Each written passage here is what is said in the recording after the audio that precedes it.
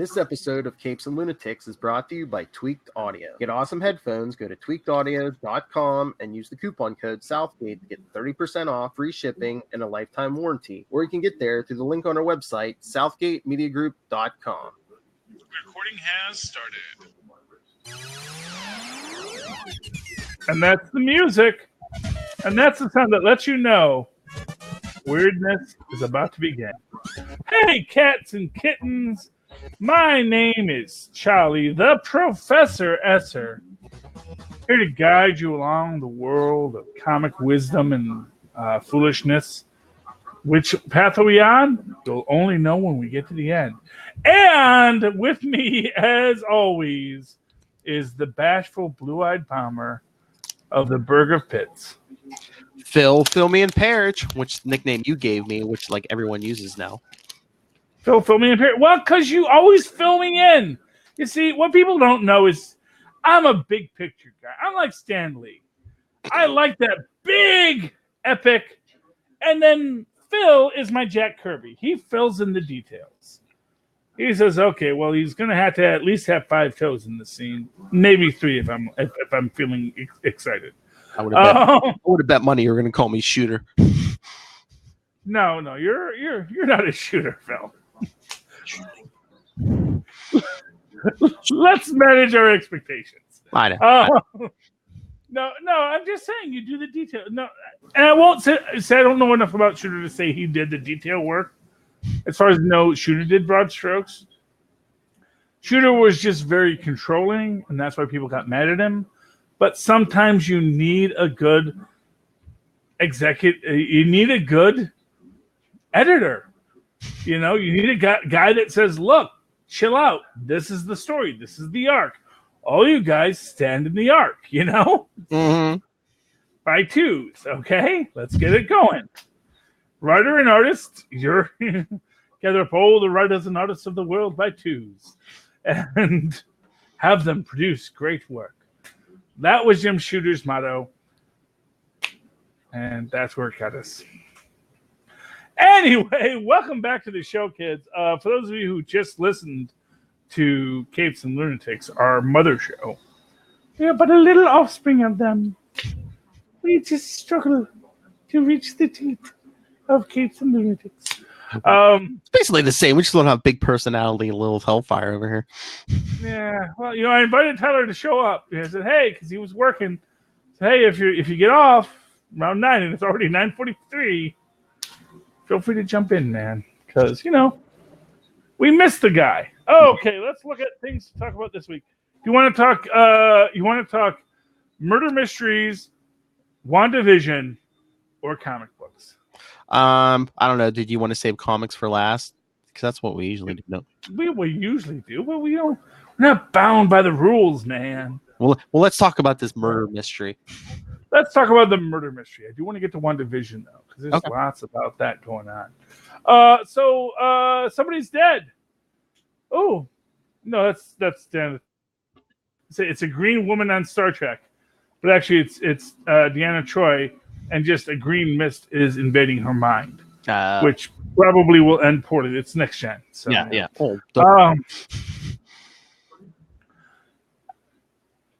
No, Loxana was on the other one. I don't think she's been on anything Star Trek until the Orville. So that's weird. Who? Anyway, who? Troy? Yeah, Troy. I don't think she ever showed up on Voyager or DS9. She was. It's weird. She was on Enterprise. She was on Enterprise? Wasn't it I think it was the last episode where it was basically like Riker and Troy were talking about like that original Enterprise, and like they showed through flashbacks and stuff. So yeah, it was. Oh no! Troy was on Voyager because remember, like she was talking. There was at least an episode or 2 where she was talking to Barclay. Oh, okay. Oh yes, I remember that now. Okay. Yeah. Wow, there's such a panoply of characters on that show that you often forget about, and they were all of Barclay, my favorite. Yes, Commander Broccoli. Which, why is that not a super? How does Commander Carrot get a role and not Commander Broccoli? Anyway, moving right along. What were we talking about? We were talking about murder mystery. murder mysteries. So someone got murdered in the Marvel Universe. That never happens. But for some reason, the 4 original members of the Fantastic Four are there. Jane Foster is there in her Valkyrie persona. Black Panther is there, as well as Captain Marvel. It's a white person being killed. Iron Man. Iron Man was there? Yeah, I'm looking at the picture now. Yeah, Well, at least the armor's there. I'm assuming it's Tony Stark. Okay, or maybe that's Tony Stark's body, and he's like, "Nah, may I again?" You know. No, like we said, that body was pretty. Yeah, it looks kind of like. Go ahead, Philip. No, go ahead. I'm sorry. I was going to say, no, we were saying before, it kind of looks like a woman. Okay. Phil thinks it looks like a woman. There is some mild flaring at the hips, arguably. There is shading on the left side of the chest. Now, does that denote a woman? I don't know. I think it's either a woman or someone young. Like, it could be like a teenager, maybe. Well, a teenager wouldn't necessarily have flaring at the hips. No. Unless they were a female teenager. That's the thing. Yeah. It's what is oh my gosh. I just realized who it is. Who? Destiny. Or she already dead? She's already dead. Yeah, no. The Destiny we saw in House X, I think, was from one of those other timelines. Yeah, no, Destiny's been it's like I think late 80s. So she's been dead for a while then. Okay, then never mind that. Yeah, because that was just that's the thing when we think about it, like, who could it be? It's like, well, it's not Agatha Harkness because she's already dead. It's not Aunt May, because if it was Aunt May, then Spider-Man would be there. Well, did you see all these like images we're getting for this incoming event? Because I guess that's what they're calling it. Like the first one was, did you see that image with the guy with this? There's somebody with a sword who they're not showing who it is. Oh, fudge. Okay. So jumping right ahead. My first theory was, it's the Beyonder. It could be. It's the Beyonder's body is dead. And they're like, well, I recognize that body. Who could not miss that hair? This man was found in a Captain EO outfit on 34th Street. He's got long, black, curly hair, but he's a white dude and he's pretty ripped. Oh, that's the Beyonder. Hey, I know that. Hey, comic book Beyonder copied Captain America, so they're like, I recognize that ass. It is America's ass. That's right. Yeah, that's as people have said. Sam has more than just big shoes to fill. But I mean, yeah. So we got the clue. I mean, some figure holding a sword over their head that says "One will unite them," and then we got the dead body with everyone standing around it. Then did you see that? There's like a figure blacked out. It's like a dead body in a chalk outline, and I don't know if it's like the Star brand on its chest, maybe. Oh my gosh! They had mentioned that in an episode of Avengers recently. Their new Star brand had shown up. It was one of the many offhanded battle scenes that T'Challa's getting from the computer. He's getting a debriefing. I think it was the one when they had the fake Damien Hellstrom show up with a shaved head. Oh, yeah. Damien Hellstrom. It's clearly one of his clones because he actually said he made clones of himself. Just to see, what their destiny would be. Once you get casual to the idea of human life and the existence of an immortal soul, what the heck? Let's see what this one will. Let's see what this person will do. Hey, that's interesting. I mean, he's the son of Satan.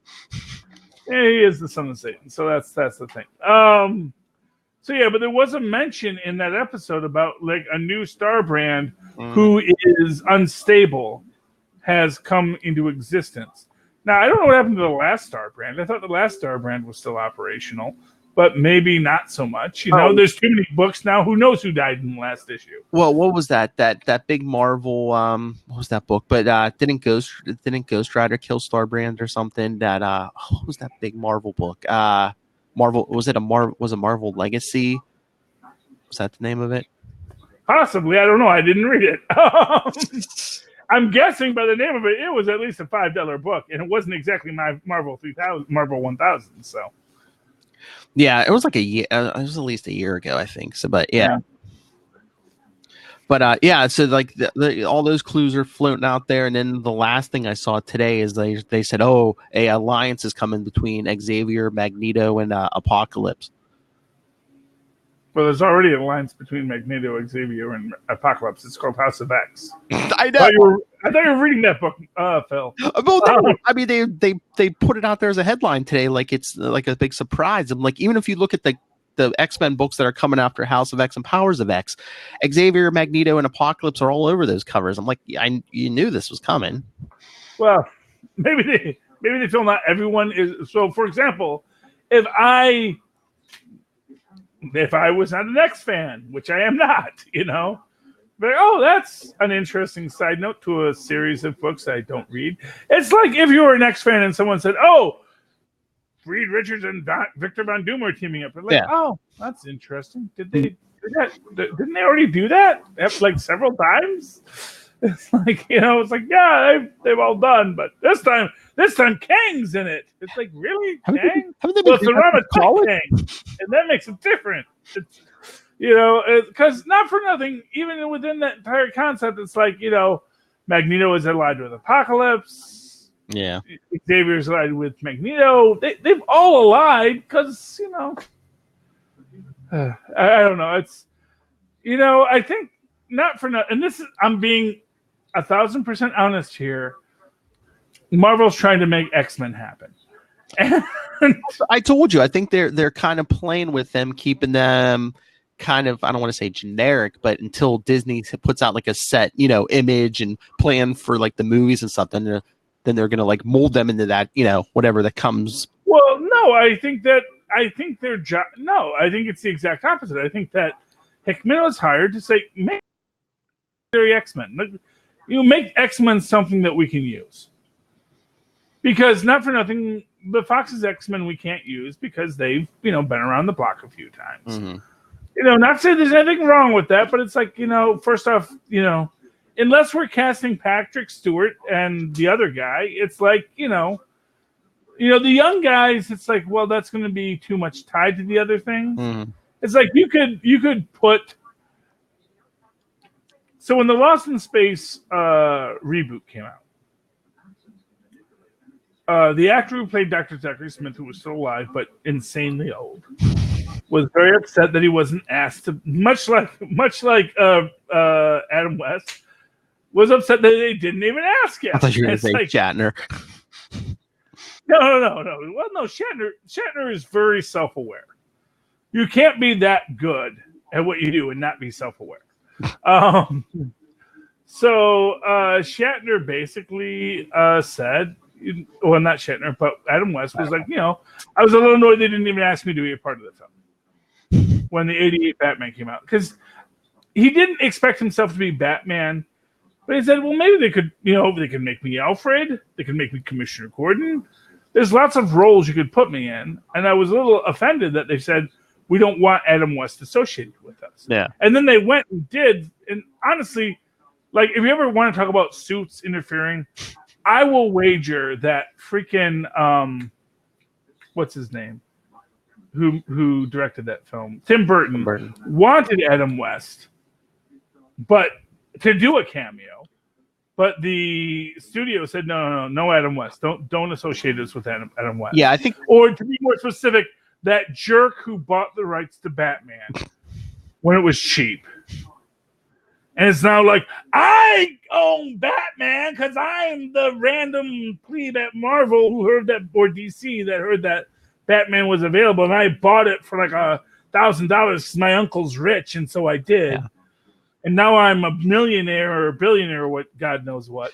But he's basically DC's Perlmutter. Just a jerk who owns the rights to things, who causes problems for people. Yeah, but I just think with that '89 Batman movie, they wanted to distance themselves from the Adam West Batman series, and they were like, yeah, look, it was basically Batman's, after this serials of the 40s, this was like Batman's first like big, well, after the 1966 movie, but this was like, first big Batman movie in 20 years. They want to be like, well, okay, this isn't that goofy Batman. This is the dark Batman. And if you have Adam West in the movie, you're being constantly reminded. But then why do you why do you get Tim Burton to direct it?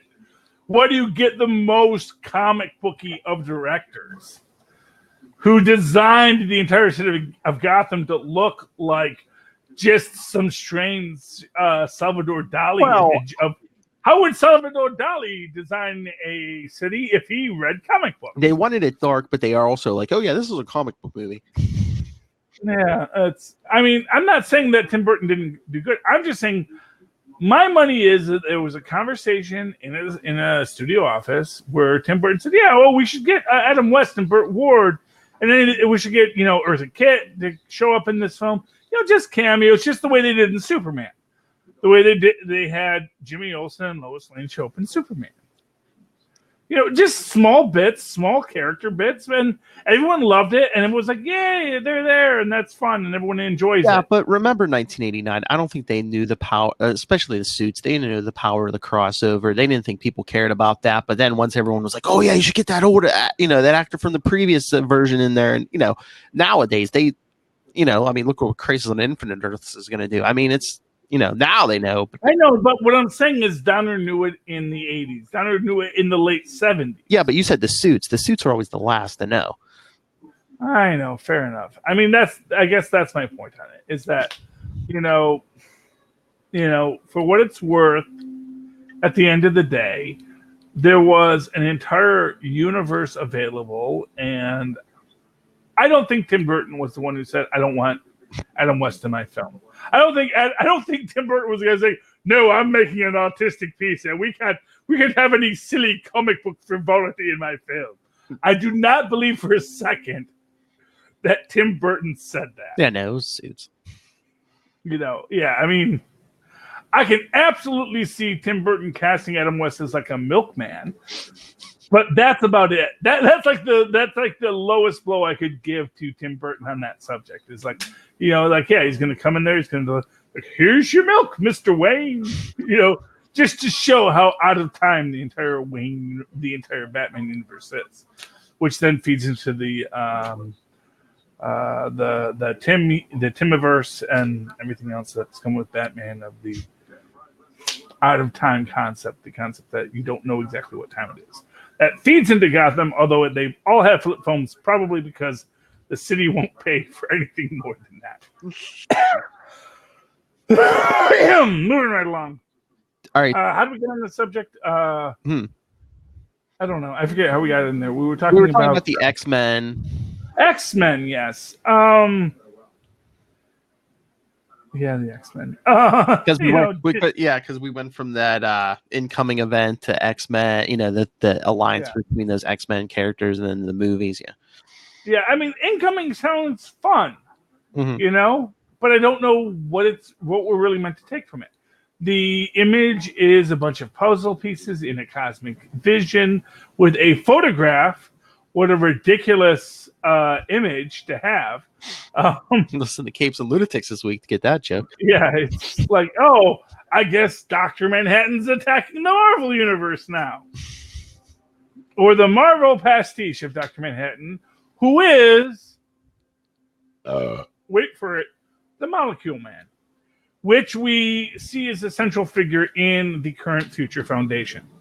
So, and again, displaying exactly how absolutely nothing that what's his name, Alan Moore, ever does is original. Dr. Manhattan is literally just the Molecule Man, but painted blue, who doesn't like to wear clothes. He's basically if the Molecule Man wasn't kind of nebbishy. It's like, what if the Molecule Man was like, oh, like, I'm the Molecule Man, and I'm like the most powerful being in the omniverse and whatnot. And it's like, well, he actually has been that way several times. He still didn't take off his pants.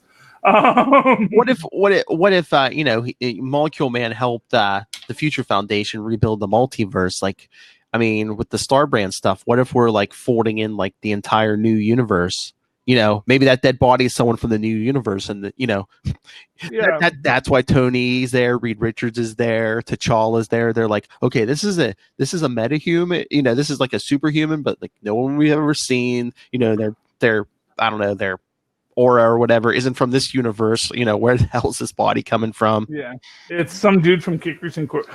Oh, they gotta fold in Kickers Incorporated. Hey, maybe it's like a universe, Well, but the thing is Kickers Incorporated is like the one new universe thing that was like, we don't talk. Like, of all the things in the universe, like, we don't talk about Kickers Incorporated.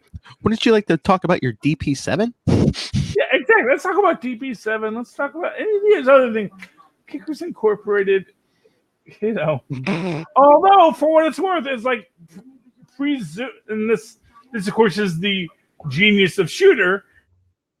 It's like, I think that, sports teams would want to have comic books things like, and then like several years later, you actually do get a cartoon about like superpowered superheroes. I forget what it was called, but it had a tie-in with Static Shock. So, what was that? Was that like around 1990? Didn't it? Yeah, I never read it, but no, that NFL Super Pro comic or whatever. Well, yeah, they did a cartoon of it too. Oh, did they? They did. They did a Super Pro cartoon. They had a hockey player, a basketball player. And it was just like, it was Steel times 1,000. It was beautiful in its eccentricity. I couldn't bring even at like 12 years old. I'm like, I can't bring myself to read this. Yeah, it was an interesting idea and an interesting concept, but that's Shooter. Shooter was a guy who let's look at what is coming and let's get ahead of it. But unfortunately, sometimes you get too far ahead of it, and everyone just thinks you're just running crazily. It's like, it's coming. It's like, there's nothing behind you. It's like, no, trust me, it's coming. It's like, well, like in 10 years, it's gonna be here. Trust me. Start running now. And it's like, you fool, Shooter, just keep running. Just keep running. And then it's like, oh, look at that. And that's how the universe goes, Sometimes you're too smart for your own good. That's the problem. But yeah, I mean, I'm assuming we're going to get more clues between now and then, because I think they said that Incoming it drops like the day after Christmas. So we got a few months. Oh, it's Santa. It's Mrs. Claus. Who killed Mrs. Santa, as Gwenpool will point out, is canon in the Marvel verse. So Santa can become another Punisher. Who knows? Well, always was, those sticks and coal. Now we're gonna use them. Now I have a machine gun. Ho.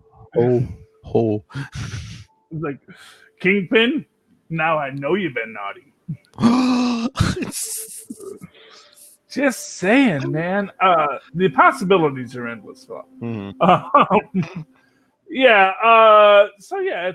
It's a person, possibly a lady, under a sheet. She has. This is my thing. It's like, I feel like the way they drew her ankles and feet were kind of weathered. I mean, they weren't your typical superhero feet. Well, like I said, we don't know the method of death. I mean, what if someone got burned to death or something? Or there was no charring, though. I know. That's my thing. Philip, when it comes to autopsies, I think I know a bit about them. But I'm just saying. I mean, the condition of the body could, we don't know cause of death. So yeah. Well. Based on what we've seen, I think it's extreme old age. So I mean, that's, oh my God, they're going to kill Sharon Carter. She's 40, Philip. That's too old in a comic book. I mean, hey, Peggy's back. We got a version of Peggy back, so a young Peggy. So yeah, I know. And that is just Ta-Nehisi. Don't go there. Ta-Nehisi be better than that. He won't. I mean, maybe it's someone else writing this Incoming event. It might be someone else writing the death scene. Yeah, I mean, right now we got the reverse of the old Peggy Sharon relationship, because now Sharon physically is older than Peggy. She's still only 42. I know, but it's like that's the thing. It's like she was only there for 12 years.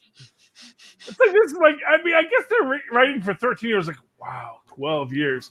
I'd be 25. Goodness, what would I be then? I'd be some kind of strange, emaciated, mere skeleton walking self. Oh my Lord. In 12 years. Oh my Lord, she's 40 years old. Where's her walker? Yeah, I mean, not for nothing. It's just ridiculous.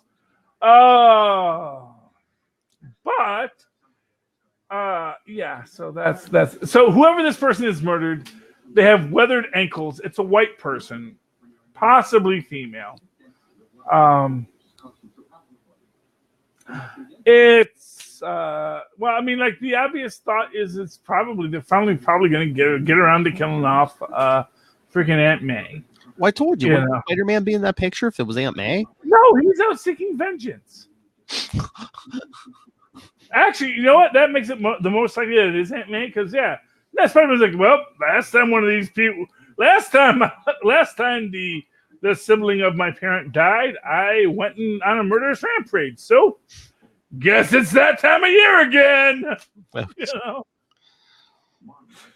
And that's the idea. Is he's just like, guess it's that time of year again. I got to go out and I got to go kill somebody because I'm the Spider-Man. And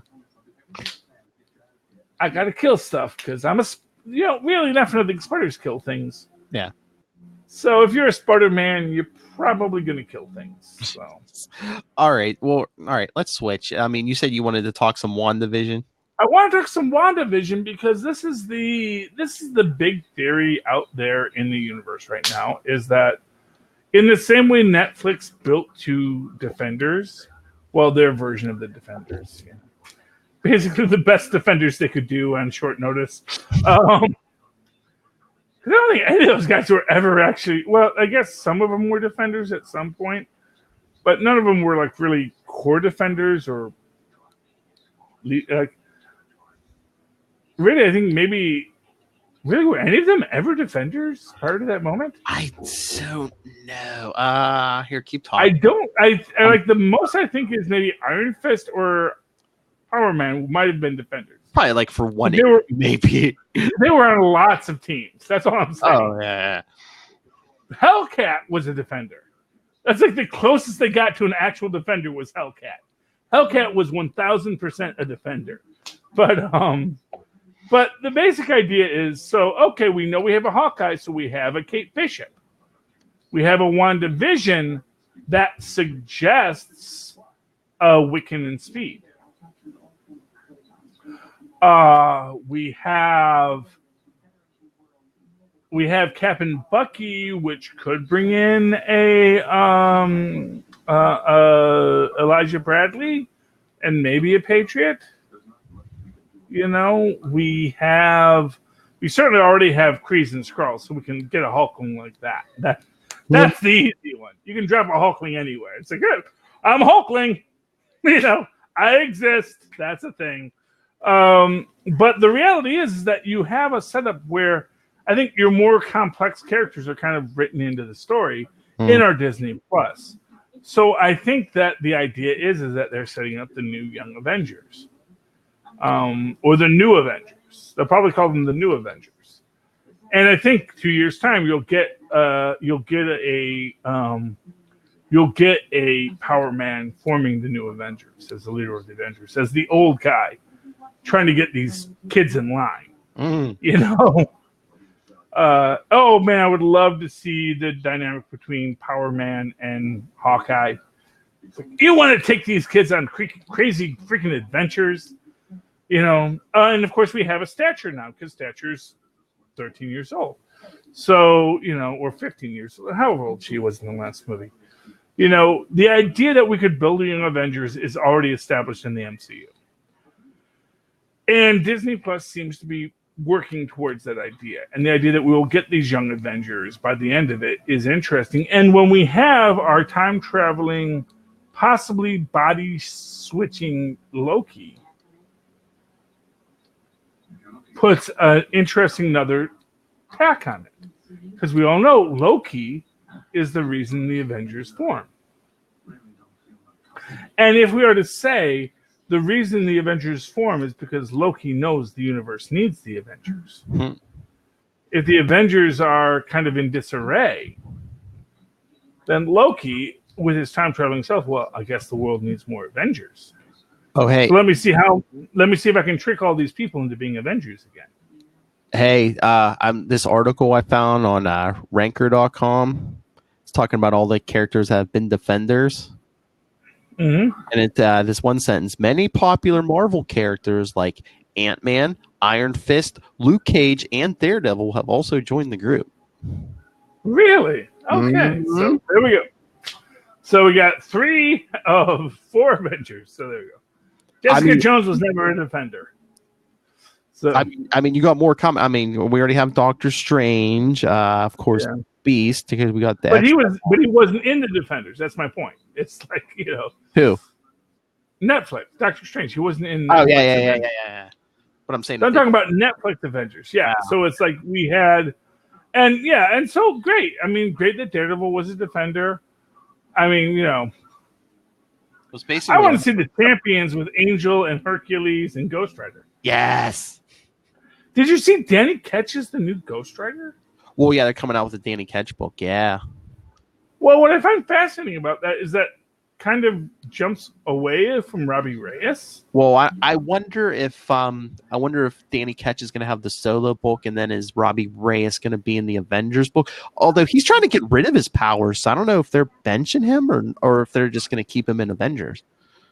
Well, I mean, it's an interesting question because they obviously burnt him up in Agents of S.H.I.E.L.D. Yeah, but they keep on saying Ghost Rider, is coming back. So. Well, yeah, supposedly he's that same actor's reprising the role for that Hulu series. So, okay, so it's like it's interesting to me that they're unless they're like covering unless they're betting both black and red. Put 50 on black, 50 on red. I never lose money. That's what I'm saying. Maybe they're trying to give everyone their Ghost Rider. Now, I mean, right now, Johnny Blaze is the king of hell, but Mephisto is going to kick him out eventually. So I'm just wondering, are we going to have 3 Ghost Riders? So, like, are you giving everybody what they want? Oh, hey, you like Johnny Blaze? There he is. You like Danny Ketch? There he is. You like Robbie Reyes? He's here too. Yeah. I want G-Man back. That's all I'm saying. G-Man was the 1930s Ghost Rider, first shown in the Secret Wars series. You like these guys with like one letter for names: D-Man, G-Man. And speaking of D-Man, does anyone else in the universe think that freaking John Walker, what's his name? The guy from Escape from New York. Wyatt Russell. Yeah. Wyatt Russell looks a heck of a lot like D-Man in all of the publicity stills. Well, yeah, he has a big beard, but I wonder if they're going to make him shave it, though, to play. He's got a big red beard, and they're doing it for the publicity shots. Is he red? I thought it was blonde or something. It's reddish brown. It's like my hair, When I was a young man, you don't know me when I was young. I had gorgeous hair then. Now it's much more. The dish is stronger than the water in my dishwater blonde now, but it's how it is with my people. What if he's Dennis Dunphy, the U.S. agent? That's exactly what I was trying to lead to. Way to step on the lead, Phil. He is Dennis Dunphy. What I'm guessing they're going to do is they want to tell a story. They want to tell a Dennis Duffy story of the man who, what they really want to do. So here's what they're cramming into a John Walker story. They want to take the John Walker super muscular super patriot. They want to take William Burnside, Captain America obsessive, who becomes Captain America. And they want to take the Dennis Duffy, I want to be a hero and I want to do good, redemption arc. Fold them all into one character? Fold them all into one character that they're calling John Walker. So you're thinking, well, this is just going to be John Walker. He's a super racist freaking crazy guy. It's like, no, he's actually way more deep than that because we're going to fold in Dennis Duffy and freaking William Burnside. So it's like there's Dennis Duffy. He gets the serum. He's Captain America, but he's also kind of got some nuts in his head. They give him the name John Walker as like an alias or like a cover or something. It sounds like an alias from the start. Yeah, I know. It sounds like a made up name because like after the whole thing when he becomes U.S. agent, the government fakes his death, and guess what name they give him? Not John. Jim Beam. No, you're close. Instead of John Walker, he was Jack Daniels. Oh, so they gave him Jim Beam at one point. I thought that was another alias of his. Maybe at some point. Maybe I just slipped out of that universe again. But Jim Beam's my favorite. I'm just going to say that now. But yeah, so the idea that Dennis Duffy or Dennis Burnside, or however you want to describe his character, was a Captain America obsessive, super, a great fighter because he's MMA champion. And once again, MMA champion Dennis Duffy wins another round, And he's like, yeah, but I want to do more. He's like, great, it's great to beat up people, but I want to beat up people for a reason. And then here comes Hydra's like, hey, would you like to be the new Captain America? I love that. That sounds great. It's like, here, just take this.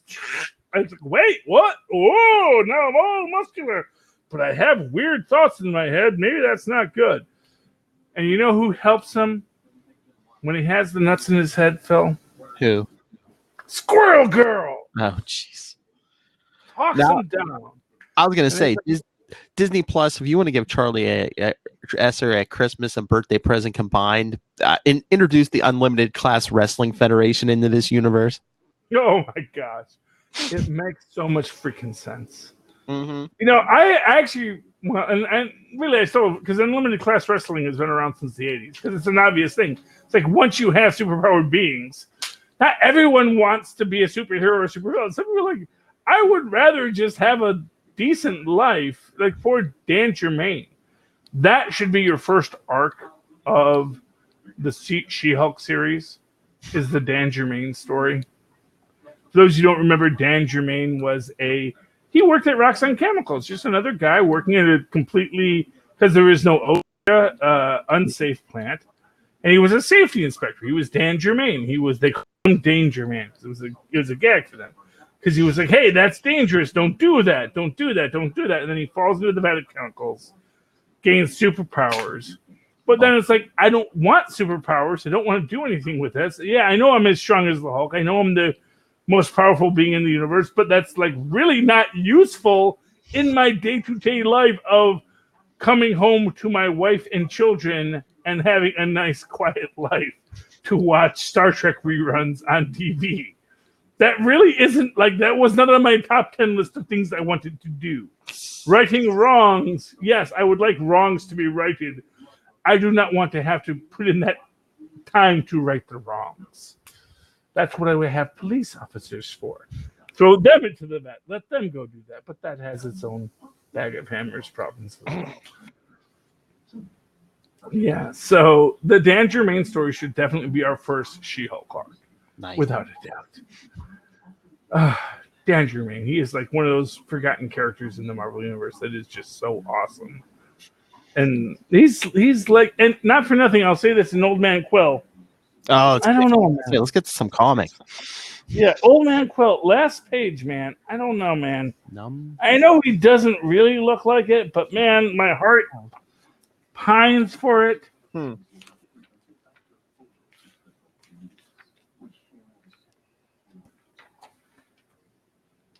Could that guy be Boulder? That's what I was trying to figure out. It's like, I mean, of course you could recognize Viv Vision, but I was trying to figure out if any of those guys were like, yeah, I mean, or.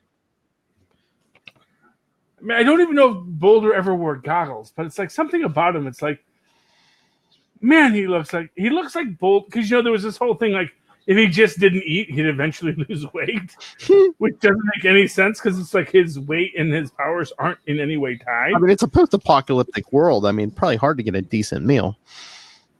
Yeah, and he doesn't need to eat. That's the thing. It's like he could just keep on going without ever eating, and it's like, yeah, that's fine. and he's just doing these things, and it's like through repetitive motion, just he eventually got ripped and skinny, and it's like, I guess so.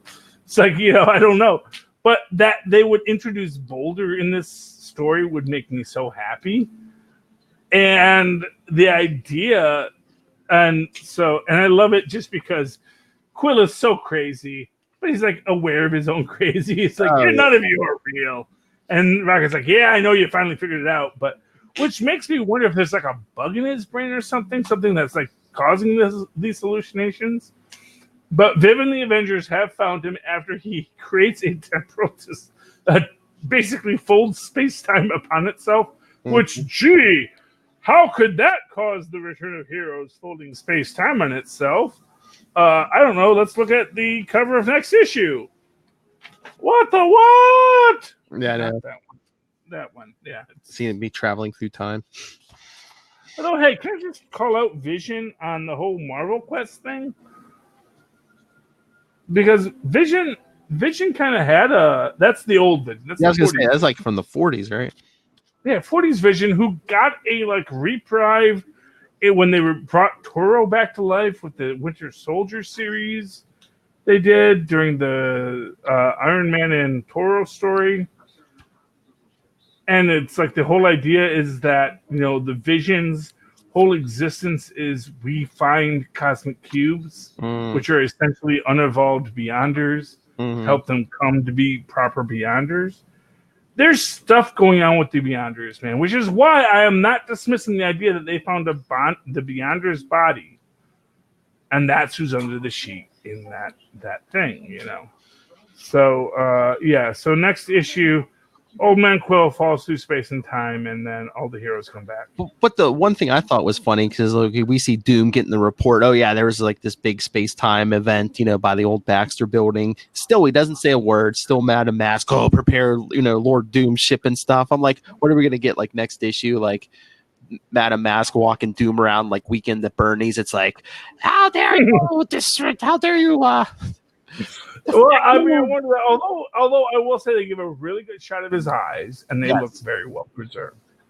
So, but again, it's Doom. Oh my gosh! I just remembered. Doom has brown eyes. Oh, those are blue here. Yeah, and you know what that reminds me of? Oh my gosh! Oh, that is either two colorists making the same mistake twice, or one of the most interestingly deep Old Man Universe questions ever answered. In the original Old Man Logan, when they do a flashback to the Red Skull killing Cap, Cap has brown eyes. Suggesting it was Bucky, not Steve Rogers' character. What? Now, Reed has brown eyes, too. So that Doom can't be Reed. It could be. Oh, who were you going to say? Who were you going to say? I was going to say Johnny Storm, though it could be Ben Grimm, too. I was going to say, what about Kristoff? Oh, it could. I don't know. I don't know what color. I don't know what color. Yeah, I don't know what color Kristoff's eyes are off the top of my head. It's funny because I usually know exactly what color everyone's eyes are in the Marvel stores. They're blue, green, blue, red, blue. Not red? Yeah. Well, there actually are several characters with red eyes. So, but yeah. But that is interesting because I remember Doom has brown eyes. Yeah. And that is a very specific trope. And again, a trope that was equally subverted in this universe with Captain America having brown eyes. Here's the thing. I think people who write comic books probably read them from time to time.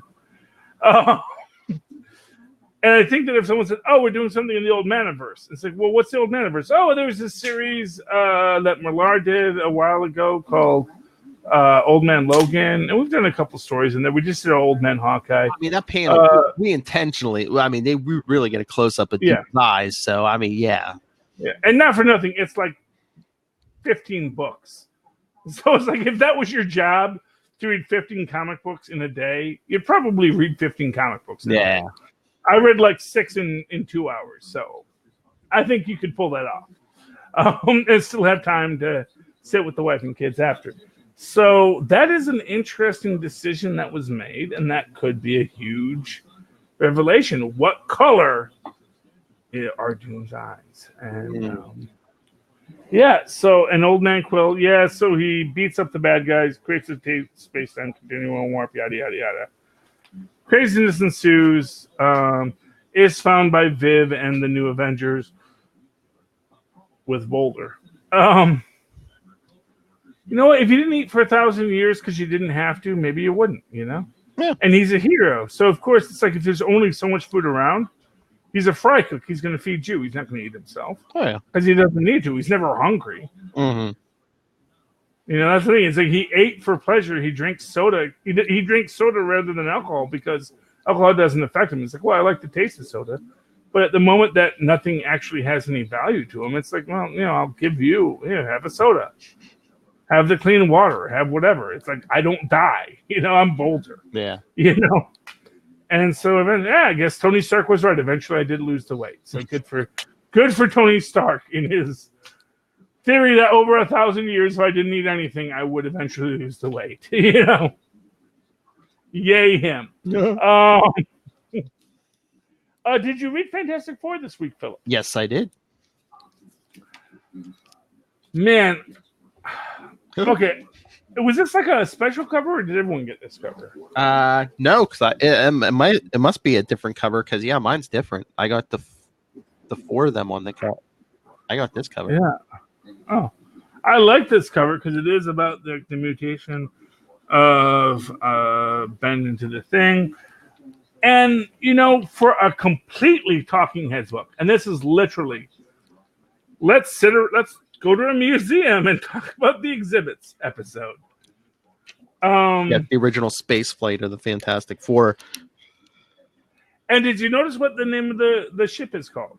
Was it the Marvel one? Yes. Do you think for 5 seconds that it was ever called the Marvel one prior to this issue? Well, no, there was a bunch of retcons in this, like those other two crew members that were supposed to go up with them. Yeah, those are completely new. But the Marvel, that's what I find most and again, Franklin, don't be creative, okay? No one asked you to rename the ship your parents went up in. I know, obviously, not for nothing, it actually suggests that Franklin totally comically aware. Like, no, they're going to like this if I call it the Marvel one. Do you think Franklin's that much in control, or does he just like change stuff up and it's like, oh, now they're calling it the Marvel one? Oh, okay. Yeah, or maybe as we saw in Future Foundation that was actually Owen Reese. Because Owen Reese is the Beyonder, and the Beyonder is Owen Reese, and the Beyonder is trying to recreate a self that is contained. If there's a concept that's to be taken from Secret Wars 2, and everything else that has happened since then, it's that the Beyonder wants to have a contained self because he is torn apart by the universe in the same way that the Molecule Man tore apart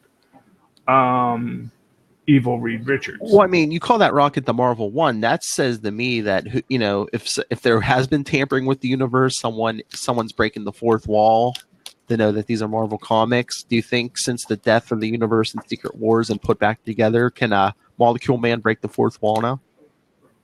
Oh, I would imagine he always could.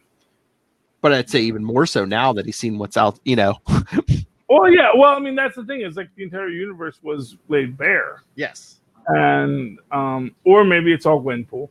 But what I love about this is the idea. And, you know, this is, I don't know if any old men are reading this comic book aside from me, but this is an old man comic book. It's, okay. You know, but you have to have a wife to get that entire, get all the wife and husband scenes. But I'm like, well, I know what you're going to do. And I love the fact that you're going to do it. I love everything that you're doing. Again, having a good relationship of a wife who, like, I know you're quirky. You like that I'm quirky. You know, Reed Richards Doesn't care that his wife's a spy.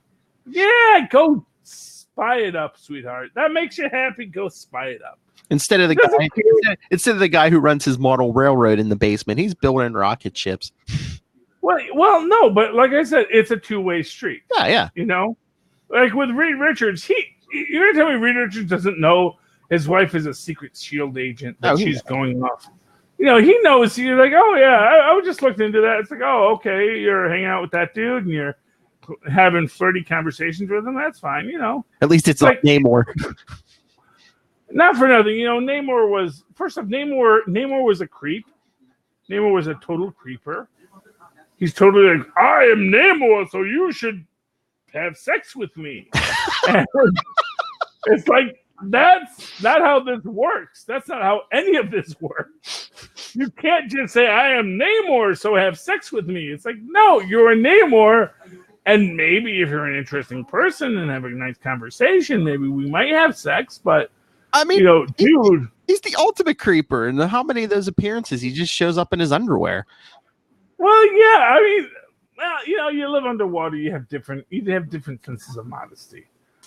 You know, that's the thing. It's like Aquaman, for whatever reason, the women still wear bikinis underneath the water. So, but the idea is that, you know, Reed. I think Reed is cool with, and for what it's worth, Reed has like partnered with Namor many times. He's like, no, dude, I actually have a good relationship, so I'm not worried about my wife leaving me. Yeah, for you, you know. By contrast, obviously, evil Reed Richards in the Future Foundation had a bad relationship with his wife, or the person he wanted to marry. He's like, no, I don't want to marry you, dude. You're a creeper, and that led him down the path of villainy. Because, dude, really, is it that important that you have to go down the path of villainy because a girl wouldn't date you? That's your bar. That's your bar. It's like, oh, the girl I wanted didn't want to date me. I'll show them all. It's like, dude, at least like Dr. Doom had like his face mangled and stuff, you know. It's like, you know, at least he's like, no, I was a genius and the fools doubted my science. Like, girl didn't want to date me. I'll destroy the universe because it's like, well, dude, you are like such a pathetic supervillain. Namor's royalty. I mean, basically, maybe that's the first time he heard no. Yeah, not for nothing. You know, I mean, maybe that's the thing. Yeah, thanks for getting me back on track with Namor. But but here, you know, and again, like, I mean, in its own way, kind of jerky in the way that like Reed redesigns the apartment, and Alicia's like, you know, dude, I'm blind. You can't move walls. Exactly. Without telling me, because it's like really freaking rude. You know, I'm a blind person. You know, I'm in here, and you know, I need to know where the freaking walls are. He's like, oh, dude, I'm so sorry. I mean, that's kind of weird for sighted people. For a blind person, that's even worse. Yeah, really. Yeah, not for nothing. But you know, then of course, Alicia's like, I know you're going up in the dang spaceship. You know, don't. It's like, let's not kid ourselves. Yeah, let's not kid ourselves, Ben. I know who you are. I know what you're doing. It's like, yeah. It's like, oh wait, you made the ship so that I could drive it. It's like, obviously, we always wanted you to drive it. Don't. This should not be a surprise to you, Ben. You're not that dumb, you know. And then they go off into space, and you know, have again an. I want to know if Reed actually. So next issue, I want Reed to say, actually, no, I did actually schedule this flight with the FAA, and we did clear it with NASA and everyone. We said, look, we're going to shoot a rocket into space. I'd like to do this. I'd like to do this on the 25th of November at 8:09 p.m. if that works for you guys. Like, okay, Reed, we'll allow it. And so they did. But I want that scene, Marvel writers. I want this scene where Reed explains that, yes, I did talk to the FAA. This is not an illegal rocket flight. I actually filled out all the forms in triplicate.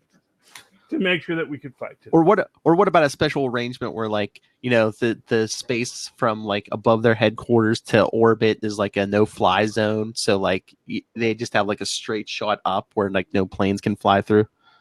Not for nothing, that's actually really practical. Yeah, that you should have that straight shot no-fly zone, especially for them. Yeah, yeah, it's like, dude, they're the Fantastic Four. They're gonna be flying into space. exactly. You know. Oh, so that was Fantastic Four. I love that book this week. Let's see here. We talked a bit about Savage Avengers and the fact that. Spoiler, Lilith, if you haven't read it yet, don't listen to this part. Yeah, I mean, well, you know, not much happens in Savage Avengers except for the fact that we find out that apparently the summoning of the Marrow God was all part of a further diabolical plan by the evil wizard. Yeah. And we also saw that Conan does not like being teleported. Doesn't like magic worked on him.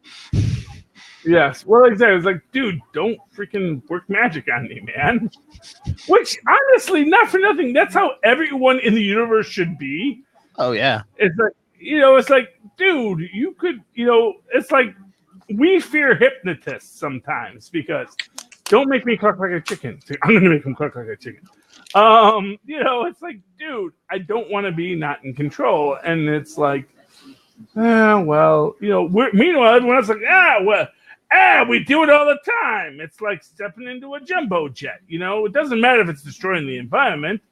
We're going to fly ourselves to where we want to be quickly rather than have to wait. I mean, you're a bigger Conan expert than I am, but I mean, most of the time when Conan encounters magic, it's usually not good, right? Well, I mean, barbarians never like magic because magic is, you know, basically, and this is the crux of the Savage Avengers arc, which is the idea of can I tell you about our Lord and Despot Crom? Mm-hmm. You know, it's like, look, Crom holds us in.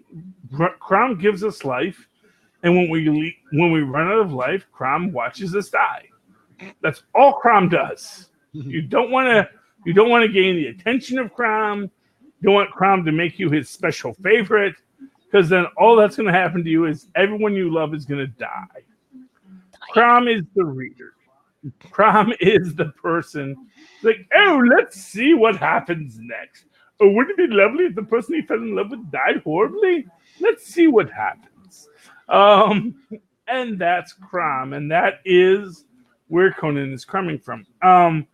In this issue of Conan, we actually, as you will recall, we're watching, you know, the blood witches or whatever drain him, and we find him in this, because of course this is, you know, as much as I don't like time travel or disjointed stories, I love Conan. So Conan is doing it well because it's already established its larger framing device, whereas X-Men is doing it poorly because we have no idea what its larger framing device is. Yes.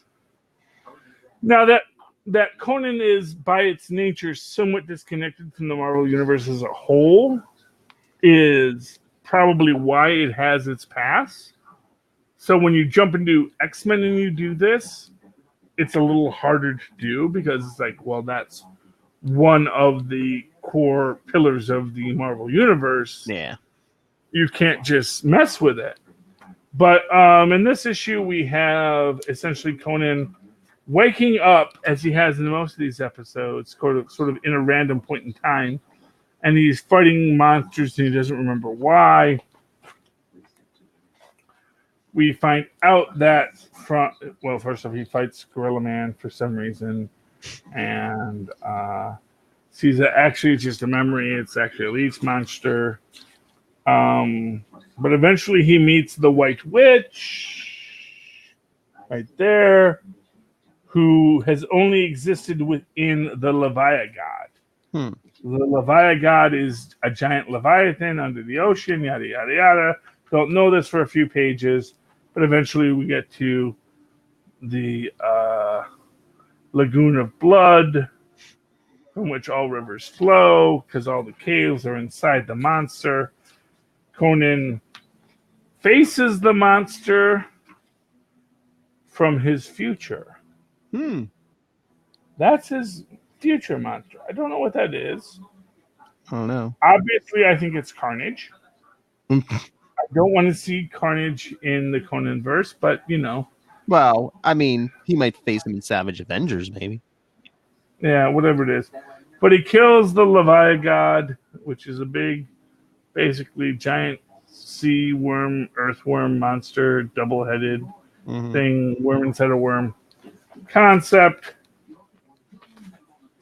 All his friends get to go free. And the White Witch, who's the one guiding him, who was born within the Leviathan, makes the point that, you know, the thing he saw was from his future, and it's the future in which he dies. So I don't know if that's the demon that he's eventually sacrificed to as the arc of the story and how that's going to turn in. But Conan, I think, has a really strong plot line that I think is building towards something big within the Marvel Universe. But you skipped the best part of Savage Avengers, the end. Which was? Oh, that, he doesn't want teleported out of the Savage Land, so him and Frank Castle kind of do like a buddy road trip out of the Savage Land, carrying Castle's, you know, dead family. Yeah, which I thought was interesting because I was just like, wait, why is Castle dragging doing? So, oh, Castle's dragging the children, Conan's dragging his wife. So like, the two kids are equal in weight to the one wife.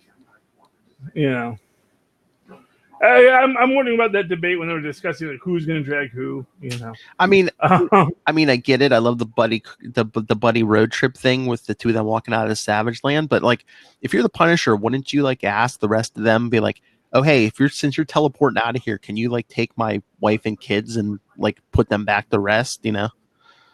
Yeah, except he's on a spiritual journey right now. Remember, he has heard the good news of Crom. And I know. That's the thing. It's like, oh, wait, there's a God who doesn't care about us? Who actually is... No, but from Frank Castle's perspective, the idea that there's a God who's a nihilist... Yes. Who's like, you know, that's the idea. And the idea is the idea for Disney... Tell me more. Say, let's see here. There's a lot of people who out there who keep on posting these nihilistic memes. How could we monetize that? It's like, well, if they were a religion of nihilists, that might work. It's like, do we own any nihilistic religions? It's like, well, the closest we had was Conan. We had them in the 80s, but then we didn't pay the fines. How much is it? Well, like $50,000. Buy me a Conan and spread the good news of Crom around the world so we can have the nihilists at our beck and call. I am the Emperor Mouse. All who bow before me. Tristan said he fell asleep before the Emperor Mouse showed up. But yeah, so definitely Disney wants to make a religion for nihilists based around Crom, in which all nihilists worship Crom. Because Crom doesn't give a crap. All right, running long. We're over an hour, but so let's. Oh my gosh! Last book. Let's do Immortal Hulk. Oh, Immortal Hulk. Hey, that's still a book. Yeah, that was fun. Synopsis: Jackie McGee has difficulties with the Hulk. Rick Jones is actually still a pretty cool guy. Things never work out the way you think they're gonna. So plotline, we have the flashback. You know, how the Hulk. Jackie McGee with her dad there. You know, because the emergency Hulk alert system, which I guess is like a tornado warning in the Midwest for the Southwest. Now, for what it's worth, when tornado warnings came into the Midwest, we largely ignored them. I mean, we knew about them. We knew what a danger they were, but we also were like, okay, is it a warning or is it a watch or where are we exactly? Do we need to get into the basement yet? You know, and most Midwesterners knew when it was time. Okay, time to go to the basement. So this is actually, and for what it's worth, this is a Hulk warning. This is a Hulk warning. This isn't a Hulk watch. This is a Hulk warning. Yeah. So that is time to go to the basement. The only problem is most homes in the Southwest weren't built with basements. Sure. So that's your basic problem here, is that houses in the Southwest don't necessarily have basements, so they didn't have a place to go in the event of a Well, Hulk. it says evacuate your homes immediately. Well, yeah, exactly. You have to evacuate, which is the difficult aspect of the story. Hmm. But obviously, that Hulk warning came too late because the Hulk was already there. Apparently, Hulks move faster than tornadoes in more unpredictable patterns. But again, if you already live in the Southwest and you know you have a Hulk problem, maybe you should have invested in a basement. That's all I'm saying. You should have had a Hulk shelter in your house, because his books come out at least once a month, which means once a month somebody's town is getting destroyed in the American Southwest. So, Did you catch the where did the why? Did you catch the shout out to the Bill Bixby series? In the whole creature controlled by rage. The creature's driven by rage. Yeah. Yeah, driven by. I saw that. I was waiting for them to do the whole spiel, Yeah. but they didn't. It just did that little bit. And they make the point that when she first saw the Hulk, he was a child's rage. Mm-hmm. And then when she later met the Hulk, he was a directed rage. And that this time, it's not a child's rage. It is a calculating rage. And her father died the day Hulk got his presidential pardon. Yeah, well, I could see how that was a big old FU. Want to tell me what you want to know? What is I'm most excited about? I probably knew they had a letters page, but they actually have a letters page in the Hulk. Yeah, they've had. I'm gonna write me a letter. Oh, do it! Yeah, I know they had it for you, because I want to talk about my absorbing man theory. That he absorbs the personalities of people he's around, and that he's been around heroes is why he's like, dude, I don't want to be a jerk all the time. And, I kind of feel like, Tatiana is kind of like when she was enabled by villains, she was like, yes, let's be villainous. And then as soon as Carl's like, no, why don't we just try being good for me? Like, yeah, okay, that sounds fine. Yeah. Because she's just a girl from freaking Colorado,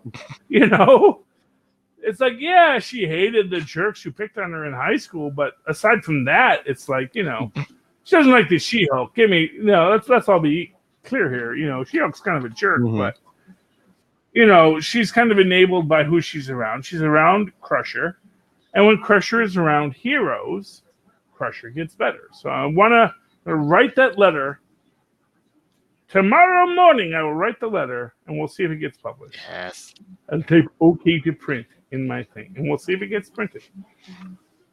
Because honestly, I'm far more interested in the arc of Crusher Krell than by this Banner dude who seems honestly kind of like a sociopath from start to finish. It's like, I want to smash things as a child. I'll build a bomb as a grown man. Now I'm a Hulk. Now I'll smash things some more. And now that I'm going to pretend like I'm intellectualizing my smashing, I would say, well, humanity doesn't deserve to live, so I'll smash it. Mm-hmm. It's like, well, you kind of seem like a jerk all around, but now you're like, just seems like you're justifying your jerkiness. So, and I was all, at the end there when the Hulk gets that stuff sprayed on his face and it's like stuck to his face and he starts ripping it off. And you could tell like the skin ripping off. I'm like, oh, tell me he's gonna rip it off, and like you're gonna see like Joe fix it underneath it. But no, he just rips his face off. Yeah, well, because remember when the Hulk fought Vector in the Peter David series, and like he's just like a skeleton. It's like, no, I'm still the freaking Hulk. It's like my powers don't come from, because the Hulk strength doesn't come from his muscle. No, They come from the fact that he's the freaking Hulk. He's tied to the Hulk force. And yes, he can present that as being big and strong. Mm-hmm. But you see his cousin, and it's like, no, I'm just tall. I wanted to be tall. I wanted to be tall, and then I'm wearing heels as I'm tall. Which is like, it's like, I would put myself in more discomfort just to be 2 inches taller. Because that's my mindset as freaking She-Hulk, you know? Yeah. Yeah, but there you go. Yeah, I mean, I loved Immortal Hulk, and I'm gonna write that letter, and it's gonna be fun, and it'll be wonderful. Yeah, I mean, great book. Savage Avengers was great, as we talked about. Have I told you about Crom? Champions was good. Apparently, Blackheart is infecting all of the champions, which is why Riri attacked Viv, but Viv 2.0 took over. She's a subroutine. Viv 2.8 tried to kill Viv. It's like, yeah, but we're cool now. I'm better now. It's basically Viv's dealing with her own Hulk. So anyway, yada yada yada. It ends with the big showdown between the good champions and the bad champions, and some of the bad champions are the new guys. But we won't talk about that. But then, hey, so you don't get worried too much. Final issue, because I'm guessing they're ending this because it says concluded, and they have all the champions being all cool with each other. So they spoiled it in the book. What can I say? Or they're doing that misdirecting. Oh, final episode, everyone's going to be cool, but then maybe less so. They'll reboot it. Well, yeah. Okay. Talk about that. Trying to see if there's any book that I read that we didn't talk about. Going long, dude. Come on. Oh. I'm sorry, what? I said we're going long. Okay, well, I'm sorry. I'm supposed to end the show. Okay, let's end the show, Philip. All right. What's your show? Okay. Well, Philip, usually, Philip, I toss to you. I know.